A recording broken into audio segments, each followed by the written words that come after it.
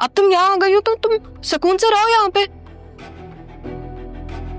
और देखो ना, बेचारी फुप्पो का एक्सीडेंट हुआ है, सब उनको ब्लेम कर रहे हैं।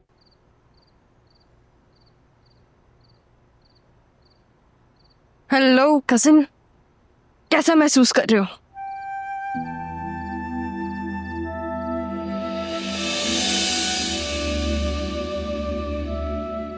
मुझे ऐसे क्यों देख रहे हो जैसे तुमने मुझे पहले कभी नहीं देखा? सब होते हुए तुम इतनी चिल कैसे रह सकती हो? मैं इसलिए इतनी चिल हूं क्योंकि जब मैं अपने घर से निकली थी ना आदिल, तो मैं सारे प्रोज एंड कॉन्स सोच के निकली थी।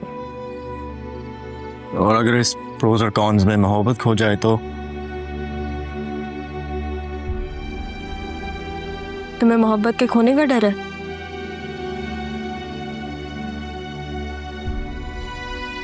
ऐसी मोहब्बत का फायदा ही क्या जो करके आपको डर लगा रहे?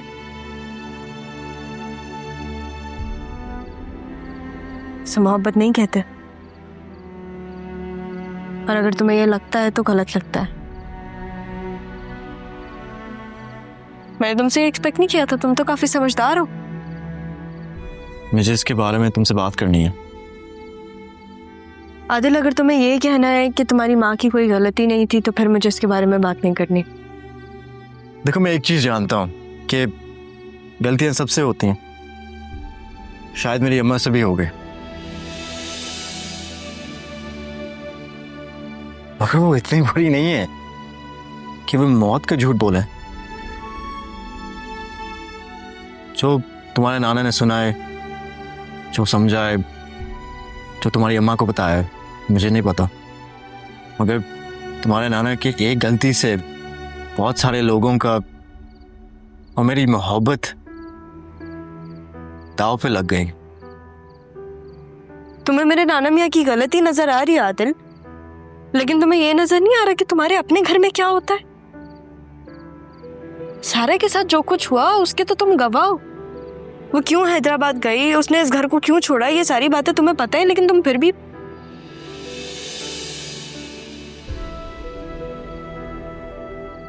आदिल, कभी कभी इंसान नहीं, वक्त गलत होता है। तुम्हें लगता है मेरे नाना मियाँ झूठ बोल रहे? मेरे नाना मियाँ झूठ बोल रहे हैं या फिर उनको मैनिपुलेट किया जा रहा है, ये तो वक्त ही बताएगा। तो तुम क्या कह रही हो कि मेरी अम्मा ने झूठ बोला है? देखो, हम सबका अपनी अपनी जगह कोई सच है, और मैं सच के ही सफर में अपनी मम्मा को इतना दूर लेकर आई हूँ। नाना मियाँ का जो भी सच है वो मैं उनसे उगलवा लूंगी। अभी बहुत सारी चीजें क्लियर होना बाकी हैं, वक्त सब कुछ क्लियर कर देगा। बहुत सारी चीजें क्लियर भी हो गई हैं। ऐसे हम इस दुनिया में कुछ भी कर सकते हैं, पर माँ बाप को नहीं बदल सकते।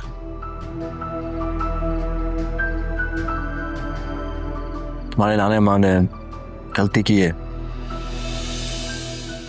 प्लीज तुम इस बात को मान जाओ।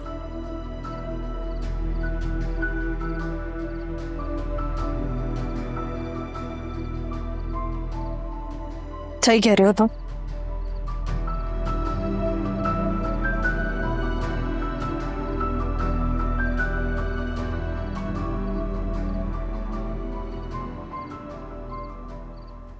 तुम्हें पता है मिर्जा साहब ऐसे किसी से भी नहीं मिलते। वो तो मैंने उन्हें इतनी रिक्वेस्ट की इसलिए तुमसे मिलने के लिए तैयार हो गए।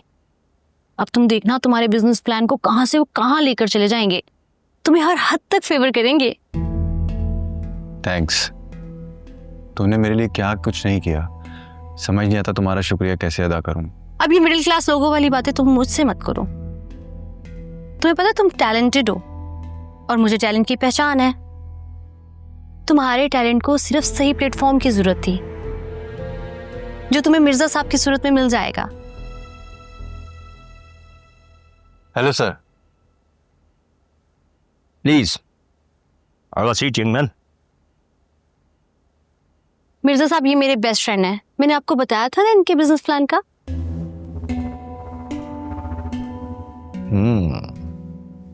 I know manoeuvre. हाँ जी सर।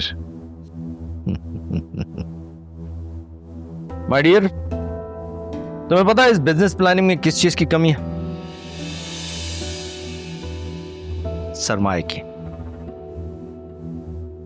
क्योंकि आजकल 20 लाख में क्या होता है, क्या मिलता है 20 लाख में?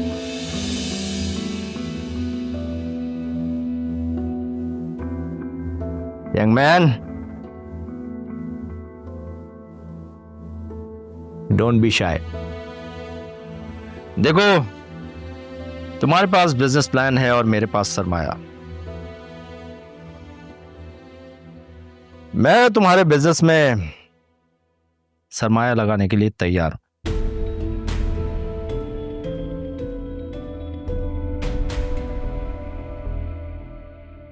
एक बहुत बड़ी कंपनी, डिजिटल मार्केटिंग, जिसमें मेरी टीम तुम्हारी पूरी मदद करेगी।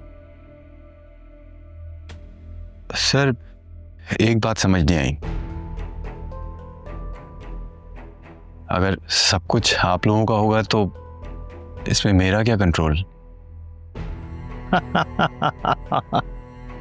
Control, control, I like it, I really like it. हाँ, देखो मियां, इस बिजनेस की दुनिया में कंट्रोल से ज्यादा कामयाबी को अहमियत दी जाती है, और कामयाबी मिलती है सरमाए से, जो मेरे पास है। मैं तुम जैसे यंग लोगों के ख्वाबों की कदर करता हूं, इसीलिए तुम्हारा ख्वाब पूरा करने के लिए मैं सरमाया लगाने के लिए तैयार हूं। लेकिन याद रखना, कामयाबी हमेशा कुर्बानी मांगती है। क्या तुम कुर्बानी देने के लिए तैयार हो?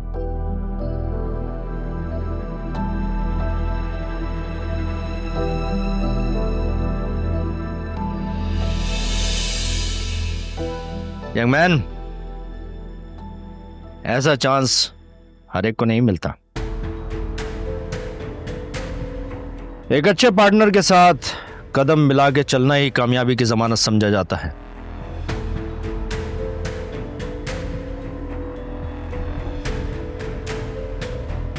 भरोसा तो तुमको करना ही पड़ेगा। ठीक है sir. That's a good boy, that's a good boy. अब देखो तुम्हें कहां से कहां पहुंचाता हूं।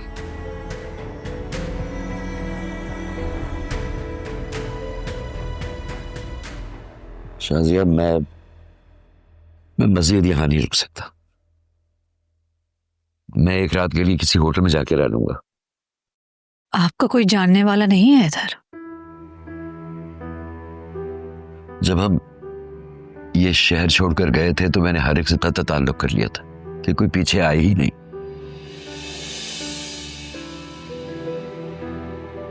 अबरार के दोस्त से घर कल दोपहर तक हम जा सकते हैं। ज़ारा कह रही थी कि उसने तुम्हारे यहां रहने का इंतजाम कर लिया। तुम रुकोगी यहां? मुझे यहाँ रुकना चाहिए? ये तो तुम अपनी बेटी से ही पूछो। क्या पूछना है? पूछे।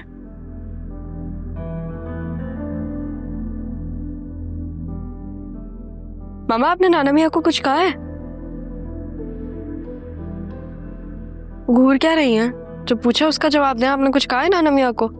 हर बात की एक हद होती है, और आज तुमने सारी हद पार कर दी ज़ारा।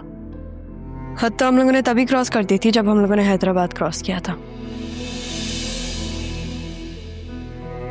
मैंने आपको कहा था कि आप अपनी साइड की बर्बादी का पता करें, ना आपने उल्टा नाना मियाँ को ही हर्ट कर दिया। आज के बाद तुम मुझसे इस तरह बात नहीं करोगे। अब्बा जी, चले यहाँ। मैं मजीद यहाँ नहीं रुकूंगी। किसी होटल में चलते हैं, कहीं भी चलते हैं, लेकिन यहाँ नहीं। कोई यहां से कहीं नहीं जाएगा, समझे आप लोग? मैं एक पल भी यहाँ नहीं रुकूंगी।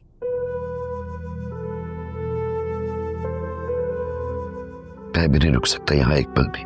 नाना मियाँ, मैं इसलिए तो आप लोग को यहाँ पे नहीं लेकर आई थी।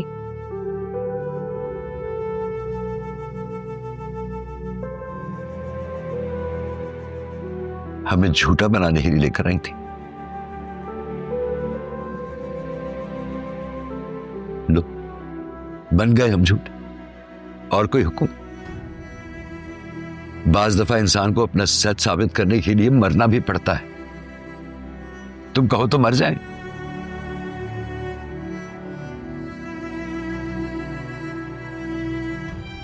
औलाद के सामने अपना सच साबित करना पड़े तो कितनी अजियत होती है, कितनी तकलीफ होती है, इसका अंदाजा है। नाना मियाँ, आपकी तबीयत खराब हो जाएगी ऐसे, आप आराम करें प्लीज।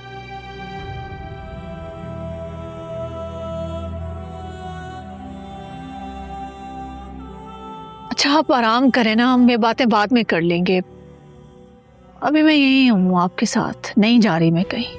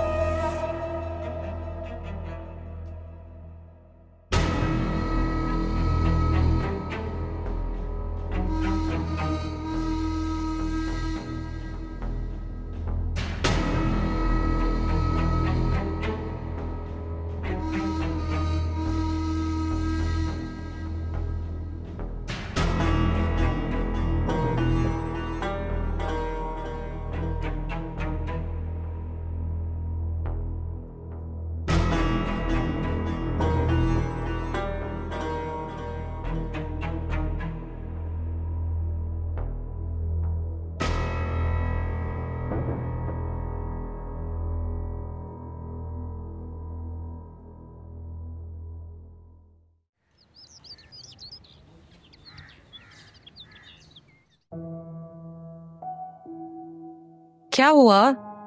आप क्यों जाग रहे हैं? तबीयत आपकी वैसी ठीक नहीं है, इस तरह से जागते रहे तो थकन होगी। अरे मैं ठीक हूँ, तो अपनी सुनाओ, तुम्हारी तबीयत कैसी है? मैं तो शुक्र है बिल्कुल ठीक हूँ। मेरा बुखार तो कल ही उतर गया था, खामखा परेशान हो रहे थे आप। सारा से कहो जरा अपनी माँ से और अपने नाना से नाश्ते वगैरह का पूछ ले और नाश्ता कराएं। वो बच्चियां तो अभी सो रही हैं। मजहर, पहले जो कुछ भी हुआ, रिश्ते में अभी भी आपके ससुर लगते हैं वो। आप क्यों नहीं पूछ रहे थे उनसे? नहीं, मेरा पूछना नहीं बनता। इस घर में मेहमान की हैसियत से आए तो जो मेहमानों के साथ इस घर में होता है बस इतना ही हुआ। तुम जानती तो हो, उस आदमी के सिर्फ एक झूठ की वजह से मेरी पूरी जिंदगी के मानी बदल गए, सब कुछ तब्दील हो गया। और तो और फरद को भी झूठा कह रहे थे, और वो उन्हें झूठा बना रही हैं। मगर कभी आपने ये नहीं सोचा कि उस शख्स पे क्या बीती होगी जिसने अपनी बेटी की मौत की झूठी खबर आपको सुना दी? कोई बाप अपनी औलाद को, अपनी जिंदा औलाद को मुर्दा कैसे कह सकता?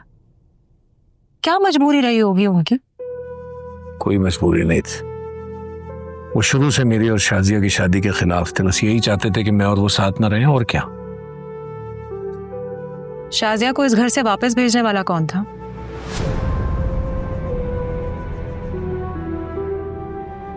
आपने खुद ही कहा था ना मुझसे मजर कि वो अपना सब कुछ छोड़ छाड़ कर आपके पास आई थी। तो फिर ऐसा क्या हुआ होगा, किसने क्या किया होगा जो वो ऐसे चली गई? आपने ही कहा था ना कि उस वक्त आपका एक्सीडेंट हुआ था और आप दोनों अस्पताल में थे। वहां क्या हुआ, किसने क्या कहा, क्या मजबूरी थी उनकी कि ऐसी कुर्बानी देने वाली औरत अपने शौहर को इस हालत में छोड़ के चली जाए?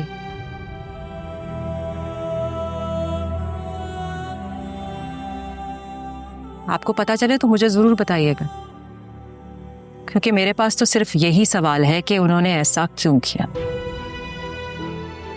और मुझे हैरत यह है कि आपने कभी इस हवाले से सोचा क्यों नहीं है।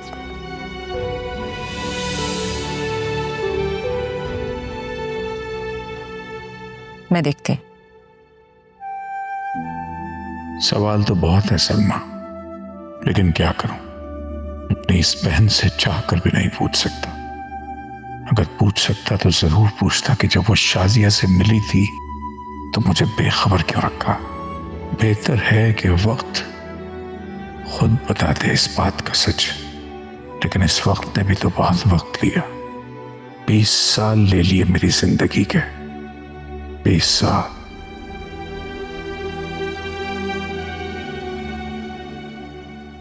मुझे समझ में नहीं आता मुनव्वर कि तुम्हारा मसला क्या है। मेरी कॉल उठाते हुए तुम्हें क्या हो जाता है? ऊपर से अपनी माँ की कॉल अटेंड करने के बाद भी तुम नहीं आए। यार मेरी बहुत ज्यादा इंपॉर्टेंट मीटिंग थी, दोस्त ने सब अरेंजमेंट किए हुए थे, इसलिए नहीं उठा सकता था। तुम जैसे मर्जी वहां जाते, एटलीस्ट मेरी गाड़ी तो लेके नहीं जाते। थोड़ा इंप्रेशन पड़ता है भरम के लिए। ये भरम छोड़ो और थोड़ी शर्म कर।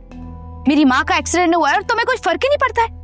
अगर तुम्हें इतनी ही जल्दी थी तो कैब करा लेती ना जाने के बहाने मुझ पर क्यों डाल रही हो ये बात? और रही बात बिजनेस की, तो हाँ वो मेरे लिए बहुत इंपॉर्टेंट है। मेरे दोस्त हेल्प कर रहे हैं मेरे बिजनेस को एक्सटेंड करने के लिए। और हाँ, इस दफा अपने घर जा रही हो तो अपने भाई से हिस्से की बात कर आ जाना। क्या मतलब तुम्हारा? कौन सा हिस्सा? तकसीब, तुम कोई नन्ही काकी बच्ची तो नहीं हो। मामू की जायदाद में से जो तुम्हारा हिस्सा निकलता है, मैं उस हिस्से की बात कर रहा हूं। कारोबार चलाने के लिए मुझे एक सर्टेन अमाउंट की जरूरत है, एक्सपेंड करना है कारोबार। आजकल कब तक चलेगा ये सब? ये लो अपनी गाड़ी की चाबी, और जो बातें मैंने तुम्हें बोली है ना, उन्हें अपने दिमाग में रखकर और वापसी पे अपना बैंक भरकर आना।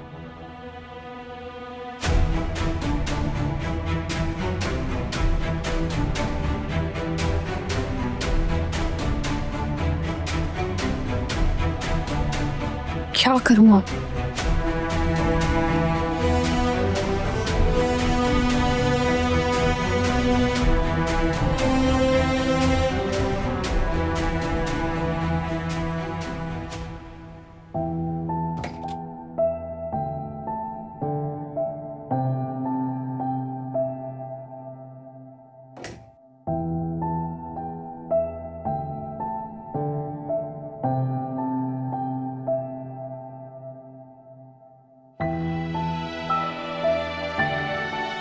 अरे सॉरी। कोई बात नहीं। क्या हुआ अम्मी, आपको कोई काम है मुझसे? नहीं, कोई काम तो नहीं था।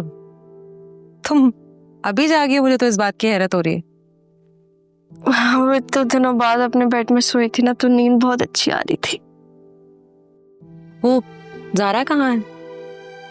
ज़ारा आई थी मेरे पास रात में कमरे में। वो मैंने उसे बोला कि मैं तो अपने बेड में ही सोऊंगी, तो अभी वो रक्षी के कमरे में है। अच्छा चलो। मैंने बहुत याद किया आपको। चल झूठी, इतना याद किया कि मेरा एक दफा ख्याल भी नहीं आया तुम्हें।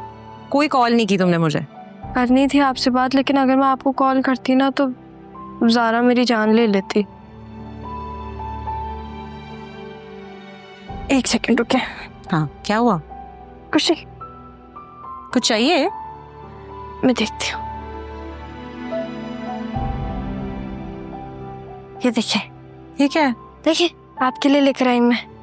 अच्छी है? बहुत प्यारी है। अच्छी लगी आपको? बहुत।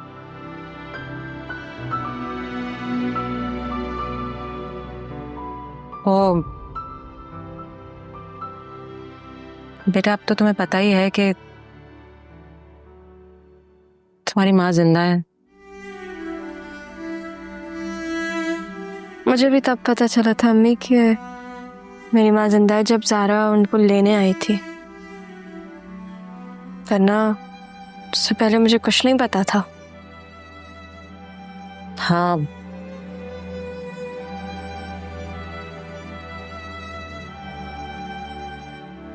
तुम्हारी असली माँ आ गई है तो इस घर में मेरे लिए जगह तो नहीं अम्मी, ऐसा कुछ नहीं है। मैंने मम्मा को भी बोल दिया कि आपकी जगह कोई नहीं ले सकता।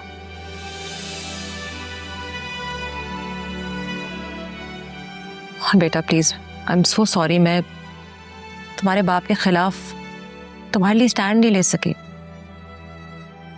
हाँ तो ना लें आप स्टैंड। मुझे मसला नहीं है, मुझे बाबा का फैसला मंजूर है। बेटा ऐसे कैसे? तुम फरहत को अच्छी तरीके से जानती हो। उनका रवैया तो अभी तुम्हारे साथ ऐसा है, तो शादी के बाद तो न जाने क्या करेंगी वो। तो मैंने फरहत पप्पू के साथ थोड़ी ना रहना है, मुझे तो आदिल के साथ रहना है।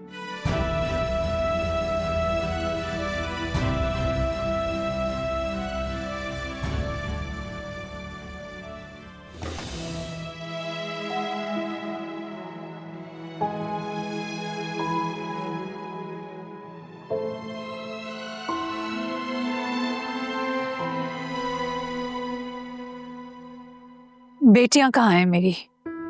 ढूंढ लो। ये घर तुम्हारे लिए नया तो नहीं है। ये घर नया नहीं है, लेकिन घर के मकीन नए हैं। जब कोई अपनी जगह छोड़ दे तो उसे पुर करने के लिए कोई ना कोई तो आ ही जाता है। मैं ये नहीं चाहती थी। अपनी जगह पर रुकी भी तो नहीं तुम। मुझे रोका भी नहीं गया था। किसने मना किया था तुम्हें?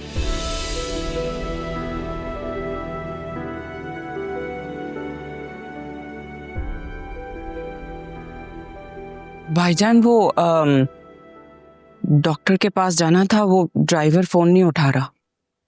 हाँ आ रहा है, अभी थोड़ी देर में बात हुई है मेरी, चली जाना। हाँ शाजिया, तुम यहाँ कैसे? मैं सारा और ज़ारा को ढूंढ रही हूँ। अच्छा मैं ले चलती हूँ। नहीं, मुझे तुम कमरा बता दो, मैं खुद ही चली जाऊंगी। वो असल में मेरी पोर्शन में है, मैं ले चलती हूँ। मैंने कहा ना, मुझे कमरा बता दो, मैं खुद ही चली जाऊंगी। Thank you. फरहत क्या हुआ? हाँ संभालो। क्या हुआ तुम्हें? हाँ शाजिया, इसे जरा रूम में ले जाओ, उसका आराम करेगा। चलो आराम से।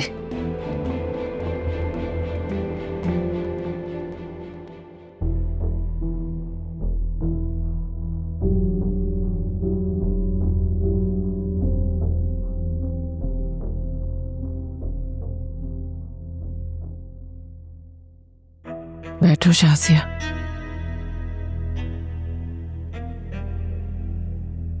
देखो शाजिया, मैंने जो किया वो बहुत बुरा किया। मैं मानती हूँ अपनी गलती, लेकिन मैं मजबूर थी।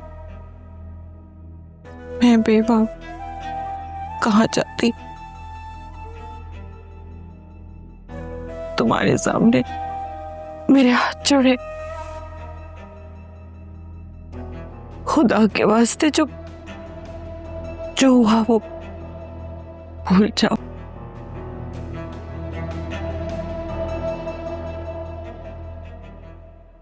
ठीक है,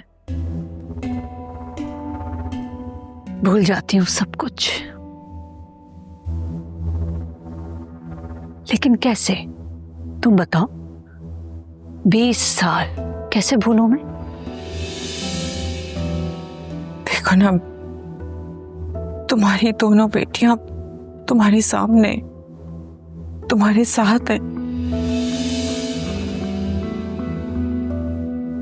मैं तो यही सोचती हूँ कि इतना अरसा तुमने अपने शौहर के बगैर कैसे गुजारा होगा। मैं तो कहती हूँ अपने शौहर को वापस से अपना लो। शौहर? वो जिसने दूसरी शादी कर ली वो शौहर? अरे सलमा, क्या बोलूं उसका। तो उसकी तो अम्मा हाथ धोकर पीछे पड़ गई थी। अब देखो, औलाद भी ना दे सकी भाईजान को और बीवी का हक जता के बैठी हुई है। सच तो ये है कि पहली बीवी तो तुम हो, तुम्हारा हक बनता है, तो तुम ये हक हासिल करके ही रहना। और फिर क्या बताऊं तुम्हें, सारा को इन्हीं हाथों से मैंने पाला है। अब भाईजान तो उसे मेरी बहू बनाना चाहते हैं। मेरा तो खुशी का ठिकाना ही नहीं है। मैं यहाँ रहूं या ना रहूं फरहत, लेकिन मेरी बेटी की शादी तुम्हारे बेटे से नहीं होगी। और यहां मैं आई भी इसीलिए हूं कि उसे मैं तुमसे बचा सकूं।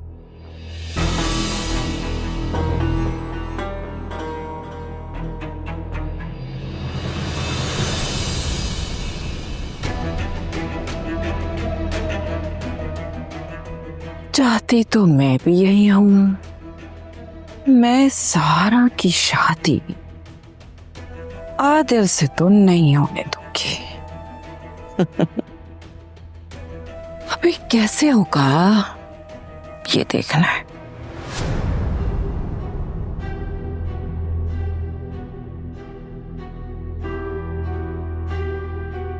क्या कर रही हो तुम यहाँ? कुछ नहीं, मैं तो बस ये देखने आई थी कि अगर आपको किसी चीज की जरूरत है। नहीं, किसी चीज की जरूरत नहीं है। जाओ यहाँ से अब तुम। ठीक है, चाहिए, जा रही हूँ मैं। पप्पू, आपको दर्द किस हाथ पे था? इस हाथ में चोट है, बहुत दर्द है। हाँ, लेकिन आर्म स्लिंग तो आपने राइट पे पहना था। तो काश पप्पू आपको आपके दर्द का खुद एहसास हो जाए और आप किसी और के सर पे ना डालें अपना दर्द, क्योंकि अक्सर दर्द सहने वाले ना काफी बेदर्द होके मिलते हैं।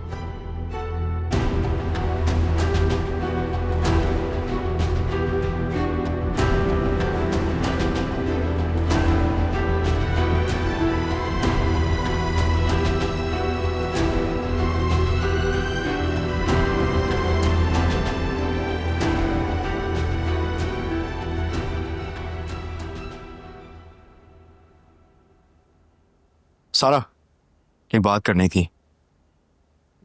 मेरा नाम इतना मुश्किल भी नहीं है आदिल कि तुम्हें इतना टाइम लग जाए याद करने में। सॉरी, मेरा मतलब ज़ारा था, मगर जरूरी बात करनी है तुमसे। कहो। मैं मामू से बात करने जा रहा हूँ। किस बारे में? हमारे बारे में। आदिल, पहले एक चीज तो सॉल्व होने दो, फिर इस बारे में बात करना ना। देखो, अगर ये मसला उसके साथ ही सॉल्व हो जाए तो बहुत अच्छा होगा। देर हो जाएगी। तुम समझो मैं क्या कह रही हूँ प्लीज। तुम क्यों नहीं समझ सकती? मैं ये समझ सकता हूँ कि मोहब्बत में जान की कुर्बानी देते हैं, मोहब्बत की नहीं। क्या कह रहे हो, मुझे समझ नहीं आ रहा। मुझे तुम पसंद हो, इस बात से कोई नहीं रोक सकता मुझे। आदिल प्लीज तुम। नहीं, अगर मेरी शादी होगी सिर्फ तुमसे होगी। सारा सारे से तो तुम्हारी शादी ऑलरेडी तय हो गई है। और मेरा क्या, ज़ारा का, जिससे तुमने शादी के वादे किए थे और मोहब्बत के। I'm सॉरी हूँ, नाम में कंफ्यूज हो जाता हूँ। मोहब्बत में तो कंफ्यूज नहीं हो गए? नहीं, मैं बस होप करता हूँ कि मैं मामू के सामने कंफ्यूज ना हो जाऊँ। अच्छा जाओ, और मैं भी जाऊँ? हाँ, मुझे काम पे भी जाना है।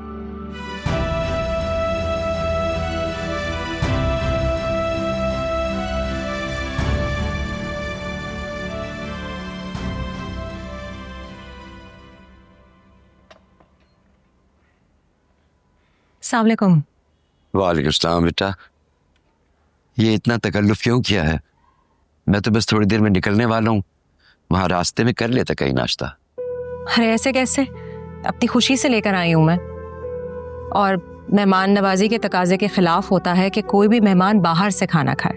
प्लीज खा लीजिए। ठीक है बेटा, मगर मैं अकेला इतना नाश्ता कैसे कर सकता हूँ? नहीं, वो मैंने शाजिया के लिए भी बनाया था, वो शायद है नहीं।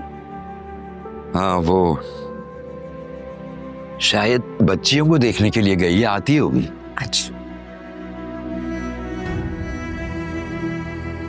अगर आप बुरा ना माने तो एक बात पूछूं आपसे? पूछो। वो सारा कब से राब्ते में है आप लोगों से? बेटा, सारा तो हमारे पास होते हुए भी हमें बहुत देर से मिली।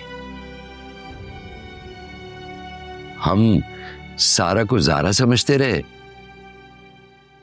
और तुम लोग यहां पर ज़ारा को सारा समझते रहे।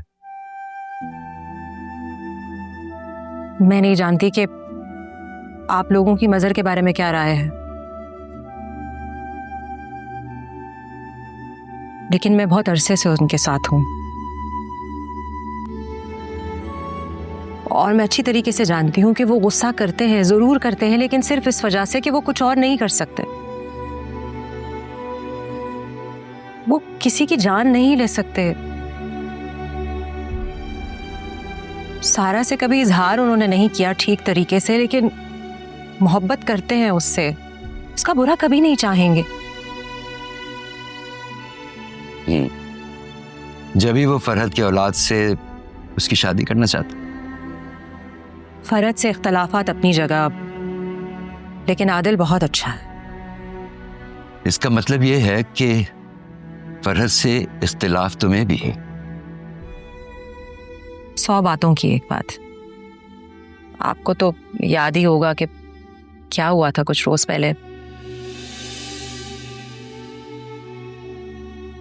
वो आपको झुटला तो सकती है, लेकिन आपका सच नहीं छीन सकते।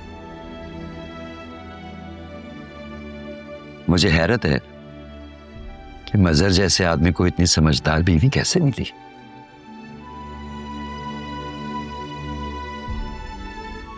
खाना प्लीज खा लीजिए। थैंक यू बेटा।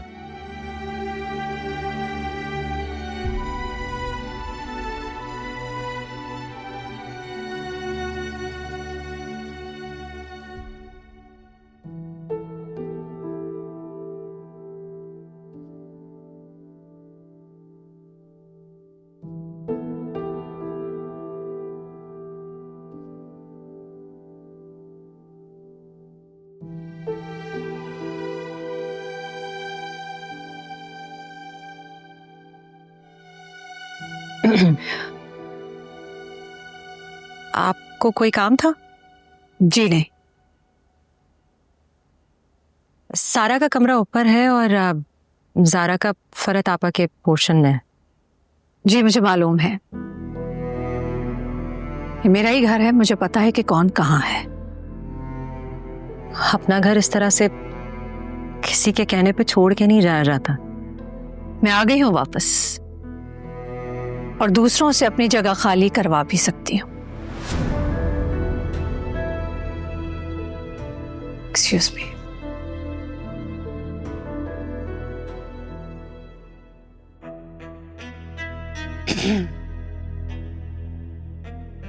तुम्हें देख के बहुत अफसोस हो रहा है सलमा बेगम।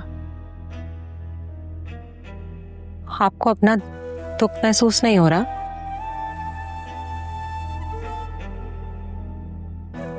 आप अपना दर्द देखिए, मैं अपना दुख खुद ही देख लूंगी।